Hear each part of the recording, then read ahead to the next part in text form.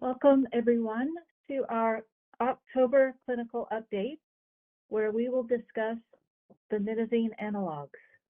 My name is Kristin Hillman. I'm a member of the clinical team here at Aegis Sciences Corporation. This is a copyright slide just to let everyone know that the following material is not authorized for reproduction without express written permission. Thank you for joining us today for today's webinar. This is a brief educational webinar examining the Nitazene analogs. The objectives for today are to be able to provide an overview of the designer opioid subclass of Nitazene analogs, explore the evolution of Nitazene analogs and the impact of regulation on prevalence and development of new nitazenes, and lastly, to review data from Aegis to highlight the use of both Nitazene analogs and NPS.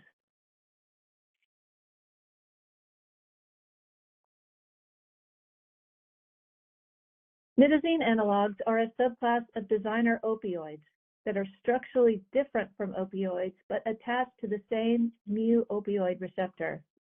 This novel psychoactive substance subclass, also known as the 2-benzylbenzimidazoles, is not approved for use in the United States, but rather has been found in the illicit drug supply and has contributed to overdose deaths. Originally, they were developed in the 1950s by a Swiss company with the hopes of being utilized as an opioid analgesic, but were never approved for therapeutic use due to their addictive properties and exceptionally high potency. The course in which the Nitazene analogs appeared over time is a story that is perpetually repeated in the illicit drug market.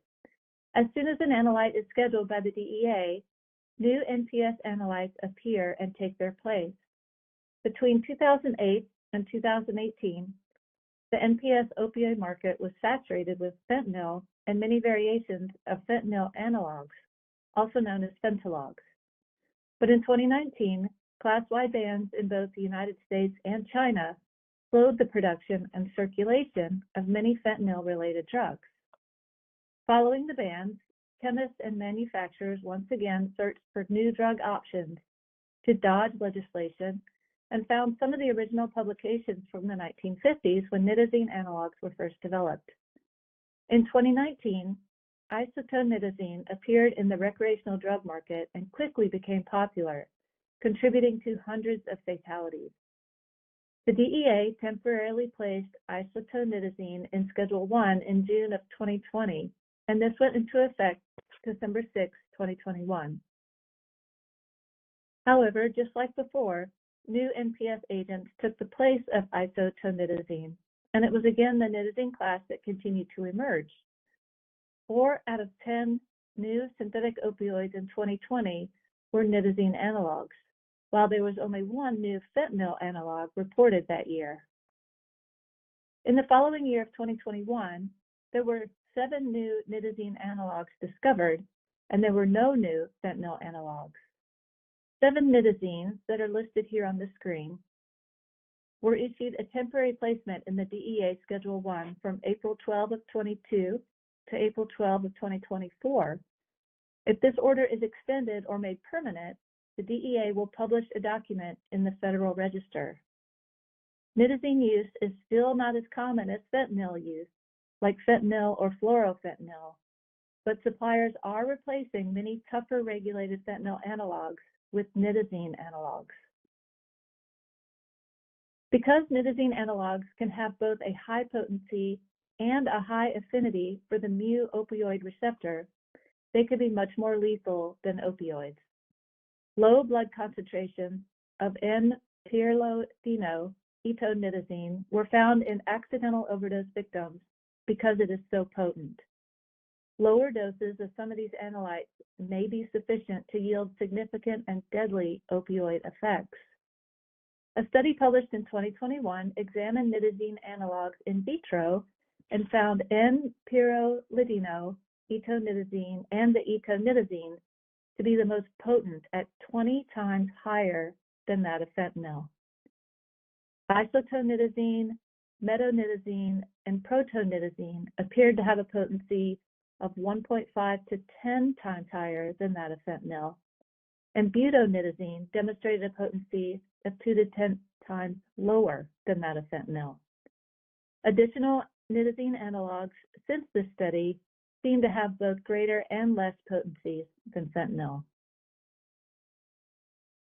Nitazene analogs have been found as yellow, brown, gray, or off-white powders, and are most often sold as heroin or fentanyl in illicit settings, but are also sold online as powders, ready-to-use nasal sprays, or counterfeit pills. Like fentanyl and heroin, nitazene analogs are most commonly used intravenously and intranasally using spray or insufflation, but can also be smoked, vaporized, or taken sublingually. In theory, opioid receptor antagonists like naloxone may inhibit or reverse the action of these drugs. However, conditions that could limit the effectiveness of reversal agents may include the high potency of the drug, amount ingested, route of ingestion, body weight, opioid tolerance, and underlying health conditions. Higher doses and/or redosing of naloxone may be needed based on clinical signs and symptoms. The combination of drugs ingested must also be considered, as many of the nitazene analogs have been found to be used with other NPS, illicit, and/or prescribed drugs, causing drug-drug interactions and/or compounding intoxication. Users may not always be aware of what is included in the substance they purchase in illicit drug markets, and often dealers may not be informed either. As with most illicit drugs, nitazene and other NPS analytes are developed to be cheap, easy to manufacture, highly intoxicating, and outside of DEA regulation. There are no manufacturing standards to maintain purity, quality, or consistency. Since the onset of the opioid epidemic, new synthetic opioids have been reported as the largest contributors to drug overdose deaths in the United States. And for every fatal overdose, there are 6 to 8 non-fatal overdoses, which can lead to long-term morbidity. Aegis testing has included nitazene analogs since 2021, and the menu continues to adapt as the NPS landscape changes. Our latest offering, updated in September of 2023, includes the following nitazene analogs listed on the side. These analogs are included in testing when the designer opioids are ordered.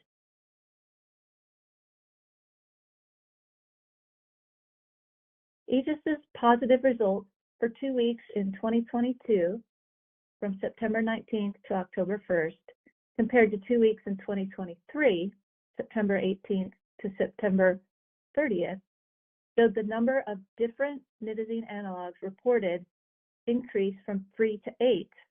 However, there was only a small increase in overall positivity year over year. Nitazene analog results between states in the same period are shown on this slide and direct our attention to how localized the positive results appear over time. The detection of nitazenes is still not a significant portion of NPS detected at Aegis, as the use of fentanyl is found more and more in combination with other drugs. The data show a decrease in fentanyl-only positives from 62% to 43% year over year in the same 2-week periods. The most detected NPS combinations with fentanyl included fentanylogs, xylazine, and/or nitazene analogs. Even though NPS is still underdetected, understanding the use of these lethal drugs improves as continued monitoring improves. Of those samples tested for any NPS and fentanyl, there was a 6% to a 7% increase for samples that reported positive for any NPS or fentanyl. Nitazene analogs are a very potent subclass of designer opioids that are continuing to materialize in the illicit drug market. Every new NPS analyte brings challenges of identification, toxicity risk, and prevalence, and Aegis is prepared to accurately detect these compounds as we continually update our testing.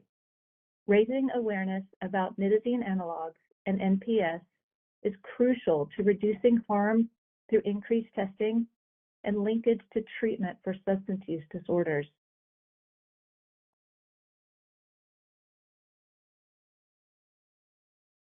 With that, I would like to thank you for your attention today. On the screen is the Aegis's clinical team. If you have any questions regarding the presentation, please feel free to reach out at the email or phone number shown on the slide. Again, thank you so much, and I hope you have a wonderful day.